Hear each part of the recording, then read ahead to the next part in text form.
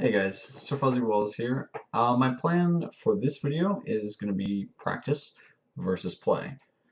Most of you probably don't know me. I'm a Plat 2 jungle main who's been clawing my way, like trying so hard for Diamond for about 3 months now. But I can safely say that I've had multiple accounts up into the highest being Plat 1.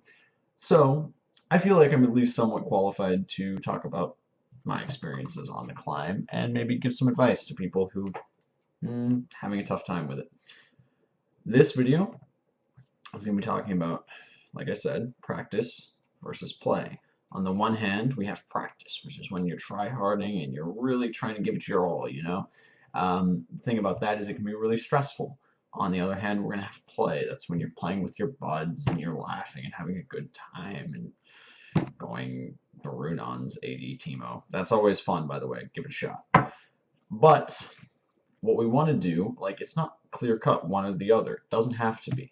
What we want to do is adopt a mindset and a play style where you're always practicing and you're always having fun.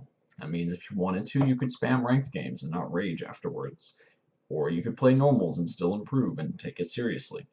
So we're going to break down the pros and cons of each one, try to take what we can, and try to craft an ideal play style slash mindset. Of course, it's not going to be tailored to everybody. Hopefully you see something in here you like that can help you improve. As always, good luck out there, and yeah. Alright guys, let's jump right into it. We're going to be breaking down what I mean when I say practice. For me, practice is when you're 100% serious about what you're doing, you are 100% focused on winning. That's what practice means to me. So you're probably going to be coming up with some sort of pregame strategy with your team, trying to figure out how you can use ultimates well together, that kind of a thing. Generally, when you're practicing, you're probably going to be playing ranked. Most people, when they're really serious about winning, are only going to pick something that is either A, flavor of the month, or B, is a champion they feel comfortable with. On top of that, hopefully, if you're really putting in good time practicing, you're going to recognize your mistakes. You're going to be like, oh, maybe I shouldn't have 1v5 fountain dived them. Maybe a little bit. The downsides to this style of play, usually when you're 100% focused on winning ranked, right? You're trying to climb the ladder. The problem there is that sometimes you become very outcome dependent.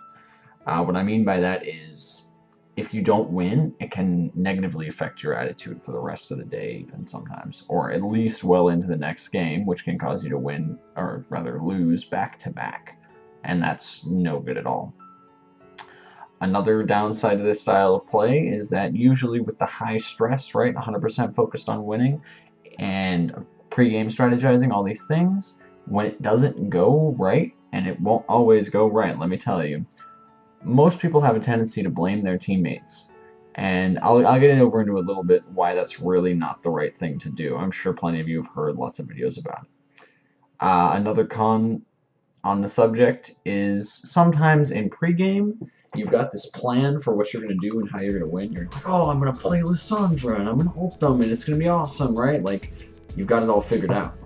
And then some guy picks mid, and your last pick, you don't get mid.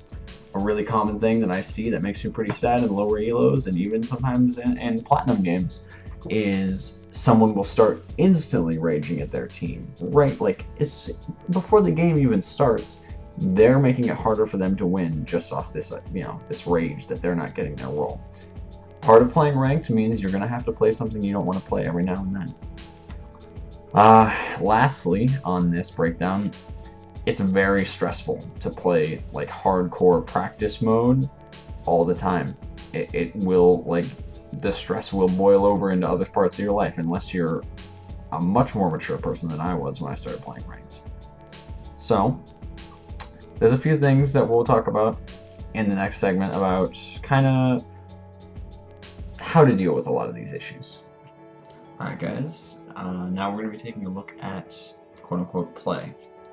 Usually this occurs when you're playing with some buds, ARAMs, Dominion, Twisted Treeline, even on ranked, but it's not as common. Usually even people in draft pick are taking it really seriously for some reason. The first good part about this style of play is usually it's focused off of fun. You know, you're usually playing with a few buds, unwinding after school, whatever, after a party, something like that.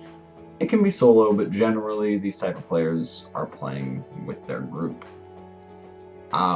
Another good aspect of this style of play is generally people tend to give less of a fuck whether or not they win or lose. You know, it's really just about having fun with your friends, playing League and being trolly. That's great.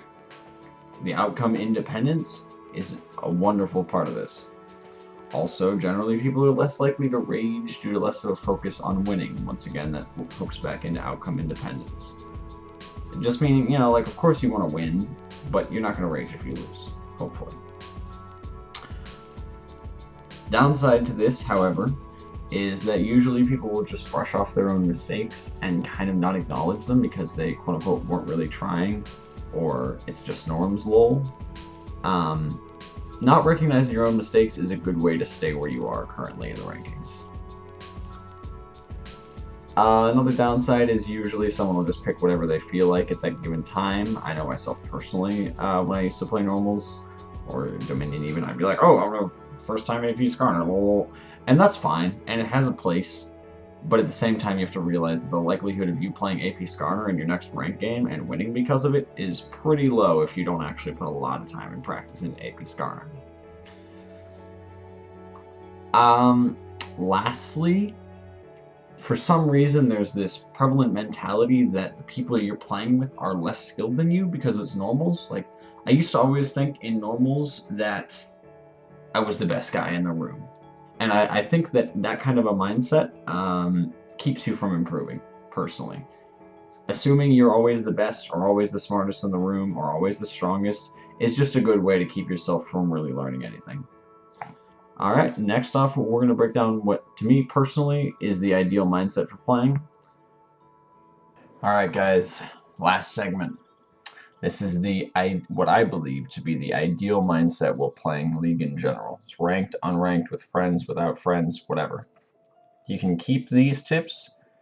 Do your best to follow them. You will climb. You will improve. I can promise you from my own first-hand experience. Ideally, you want to focus only on improving your play instead of telling your team what you think they did wrong. Usually, they know they missed Flash. They know they could have ulted better. If you tell them, all you're going to do is spark a negative reaction that could potentially turn into a big fight between your team and lose you the game, ultimately.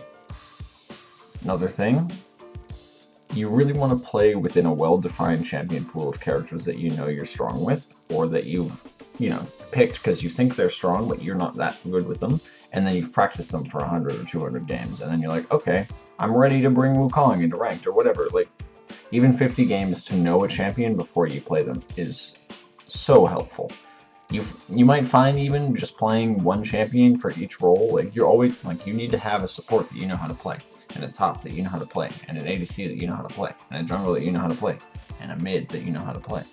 Even if you were a jungle main or a top main, it's just very important. It comes in a lot handy. It'll win you a lot of games. It'll help you. I know it's hard to be outcome independent all the time. Nobody gives no fucks all the time. But if you can be mostly outcome independent, it'll really help your chances of winning. That emotional attachment to the win game screen is usually what throws games and gets on tilt. Ideally, once again, this is not, of course, no one can do this all the time, but you should work on it.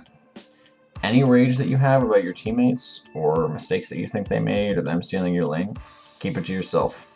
Redirect it, use it to win the game, but do not say a word in team chat or all chat. As soon as you do that, your chances of winning drop significantly. I know firsthand that I've seen games fall apart because someone said one thing about a bad flash, and then all of a sudden people AFK and get very angry. There's just no reason to do it. There's no reason to upset someone else. Just keep it to yourself.